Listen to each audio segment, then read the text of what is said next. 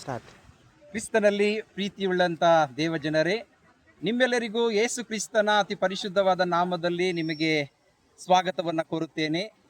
ಈ ದಿನದ ದೈವಿಕ ವಾಕ್ಯದ ಸಂದೇಶ ಪೌಲನು ತಿಮೋತಿಯನಿಗೆ ಬರೆದಂಥ ಮೊದಲನೆಯ ಪತ್ರಿಕೆ 2ನೇ ಅಧ್ಯಾಯ 1ನೇ ಅಧ್ಯಾಯ 15ನೇ ವಚನದಲ್ಲಿ ನಾವು ನೋಡುತ್ತೇವೆ. ದೇವರ ವಾಕ್ಯವು ಈ ರೀತಿಯಾಗಿ ಬರೆಯಲ್ಪಟ್ಟಿದೆ.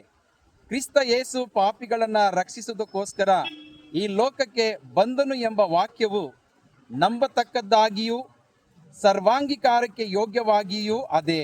ಆ ಪಾಪಿಗಳಲ್ಲಿ ನಾನೇ ಮುಖ್ಯನು.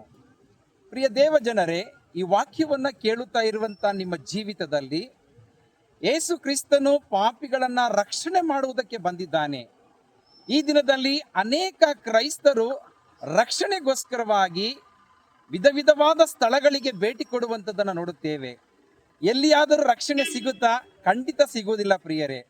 ಆದರೆ ಬರಬೇಕಾದಂಥ ರಕ್ಷಣೆ ಅದು ಯೇಸು ಕ್ರಿಸ್ತನಿಂದಲೇ ಎಂಬುದಾಗಿ ಅಪೊಸ್ತಲರ ಕೃತ್ಯ 4ನೇ ಅಧ್ಯಾಯ 12ನೇ ವಚನದಲ್ಲಿ ನಾವು ನೋಡ್ತೇವೆ.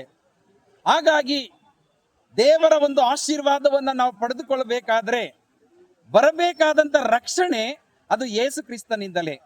ಇದಕ್ಕೋಸ್ಕರನೇ ಯೇಸು ಕ್ರಿಸ್ತನು ಪಾಪಿಗಳನ್ನ ರಕ್ಷಣೆ ಮಾಡೋದಕ್ಕೋಸ್ಕರನೇ ಈ ಲೋಕಕ್ಕೆ ಬಂದಿದ್ದಾನೆ. ಪೌಲನು ಹೇಳುವಂಥದ್ದು, ಆ ಪಾಪಿಗಳಲ್ಲಿ ನಾನೇ ಮುಖ್ಯನೆಂಬುದಾಗಿ ಹೇಳುವಾಗ ಅಂತ ಸೌಲನಾಗಿದ್ದಂಥ ಪೌಲನ ಜೀವಿತದಲ್ಲಿ ಪರಿವರ್ತನೆ ಹೇಗೆ ಆಯಿತು, ಅವನಿಗೆ ಹೇಗೆ ರಕ್ಷಣೆ ಸಿಕ್ತು, ಆ ಬೆಳಕಿನ ಪ್ರಕಾಶವಾದಂಥ ಶಕ್ತಿ ಆ ದಮಸ್ಕದ ಪಟ್ಟಣಕ್ಕೆ ಹೋಗುವಾಗ ಯೇಸು ಕ್ರಿಸ್ತನು ಆತನನ್ನ ಕೂಗಿ ಕರೆದಾಗ, ಸೌಲನೇ ಸೌಲನೇ, ಯಾಕೆ ನನ್ನನ್ನು ಹಿಂಸೆ ಪಡಿಸುತ್ತೀಯಾ, ನೀನಾರು ಎಂಬುದಾಗಿ ಕೇಳುವಾಗ ಆ ಕ್ರಿಸ್ತನ ಮಹತ್ತರವಾದಂಥ ಬೆಳಕನ್ನ ಆ ಪೌಲನು ಪಡೆದುಕೊಂಡ. ಪ್ರಿಯರೇ, ಆತನ ಜೀವಿತದಲ್ಲಿ ಒಂದು ಬದಲಾವಣೆ ಆಯಿತು, ಆತನಿಗೆ ಎಂಥ ಒಂದು ರಕ್ಷಣೆ ಸಿಕ್ತು. ಅದಕ್ಕೆ ಪೌಲ ಹೇಳುವಂಥದ್ದು, ಆ ಪಾಪಿಗಳಲ್ಲಿ ನಾನೇ ಮುಖ್ಯನೆಂಬುದಾಗಿ. ಪ್ರಿಯ ದೇವಜನರೇ, ಯೋಹಾನನು ಬರೆದ ಸುವಾರ್ತೆ 10ನೇ ಅಧ್ಯಾಯ 10ನೇ ವಚನದಲ್ಲಿ, ನಾನಾದರೂ ಅವುಗಳಿಗೆ ಜೀವವೂ ಇರಬೇಕೆಂತಲೂ ಸಮೃದ್ಧಿಯಾಗಿರಬೇಕೆಂತಲೂ ಬಂದಿದ್ದೇನೆ ಎಂಬುದಾಗಿ. ಇವತ್ತಿನ ದಿನದಲ್ಲಿ ಇವತ್ತು ನಮಗೆ ದೇವರು ವಾಕ್ಯದ ಮೂಲಕವಾಗಿ ಜೀವವನ್ನು ಕೊಟ್ಟಿದ್ದಾನೆ. ಸಮೃದ್ಧಿ ಉಂಟಾ? ಇವತ್ತು ಹಣ ಇರ್ಬೋದು, ಅಂತಸ್ತು ಇರ್ಬೋದು, ಯಾವುದೇ ಒಂದು ಐಶ್ವರ್ಯ ಘನತೆ ಇರ್ಬೋದು, ಆದರೆ ಮನುಷ್ಯನಿಗೆ ಸಮಾಧಾನ ಸಮೃದ್ಧಿ ಇದೆಯಾ? ಇಲ್ಲ. ಇವತ್ತಿನ ದಿನದಲ್ಲಿ ದೇವರು ಯೇಸು ಕ್ರಿಸ್ತನು ನಿಮ್ಮ ಜೀವಿತದಲ್ಲಿ ಒಂದು ಸಮೃದ್ಧಿಯನ್ನು ಕೊಡುವುದಕ್ಕೆ ಸಿದ್ಧನಾಗಿದ್ದಾನೆ. ಇವತ್ತು ನೀವು ಆ ಸಮೃದ್ಧಿಯನ್ನು ಕಳ್ಕೊಳ್ತಾ ಇದ್ದೀರಾ, ಇವತ್ತು ಆ ರಕ್ಷಣೆಯನ್ನು ಕಳ್ಕೊಳ್ತಾ ಇದ್ದೀರಾ. ಇವತ್ತು ಯೇಸು ಕ್ರಿಸ್ತನು ನಿಮ್ಮನ್ನ ಪ್ರೀತಿಯಿಂದ ಕರೆಯುವಾಗ, ನನ್ನ ಮಗನೇ ಮಗಳೇ, ನೀನು ನನ್ನ ಸಮೀಪಕ್ಕೆ ಬಾ, ನಾನು ನಿನ್ನ ಸಮೀಪಕ್ಕೆ ಬರ್ತೇನೆ ಎಂಬುದಾಗಿ ದೇವರು ಪ್ರೀತಿಯಿಂದ ಕರೆಯುವಂಥ ಸಮಯದಲ್ಲಿ ಯಾಕೆ ನಿಮ್ಮ ಹೃದಯವನ್ನು ಕಲ್ಲಾಗಿ ಮಾಡ್ಕೊಳ್ತಾ ಇದ್ದೀರಾ? ಇವತ್ತಿನ ದಿನದಲ್ಲಿ ನಿಮ್ಮ ಹೃದಯವನ್ನ ಮೃದು ಮಾಡ್ಕೊಳ್ಬೇಕಾಗಿದೆ.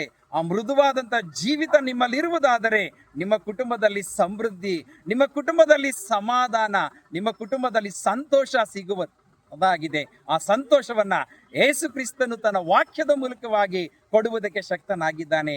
ಇದುವೇ ಸುಪ್ರಸನ್ನತೆಯ ಕಾಲ, ಇದೇ ರಕ್ಷಣೆಯ ದಿನ. ಇವತ್ತಿನ ದಿನದಲ್ಲಿ ಆ ರಕ್ಷಣೆ ನಿಮಗೆ ಸಿಗಬೇಕಾಗಿದೆ, ಆ ಸಮಾಧಾನ ನಿಮಗೆ ಸಿಗಬೇಕಾಗಿದೆ. ಆ ಸಮಾಧಾನದ ಪ್ರಭು ಆದಂಥ ಯೇಸು ಕ್ರಿಸ್ತನು ಇವತ್ತು ನಿಮ್ಮನ್ನ ಪ್ರೀತಿಯಿಂದ ಕರೆಯುವಾಗ ನಿಮಗೆ ಸಮಾಧಾನವನ್ನ ನಿಮ್ಮ ಕುಟುಂಬದಲ್ಲಿ ದಯಪಾಲಿಸಿಕೊಡುತ್ತಾನೆ. ದೇವರು ತಾನೇ ಈ ವಾಕ್ಯದ ಮೂಲಕವಾಗಿ ನಿಮ್ಮನ್ನು ನಿಮ್ಮ ಕುಟುಂಬವನ್ನ ಆಶೀರ್ವದಿಸಲಿ. ಸಮಾಧಾನದ ಪ್ರಭುವಾಗಿಯೂ ರಕ್ಷಕನಾಗಿಯೂ ನಿಮಗೆ ರಕ್ಷಣೆಯನ್ನ ದಯಪಾಲಿಸಿಕೊಡಲಿ ಎಂಬುದೇ ನನ್ನ ಪ್ರಾರ್ಥನೆಯಾಗಿದೆ.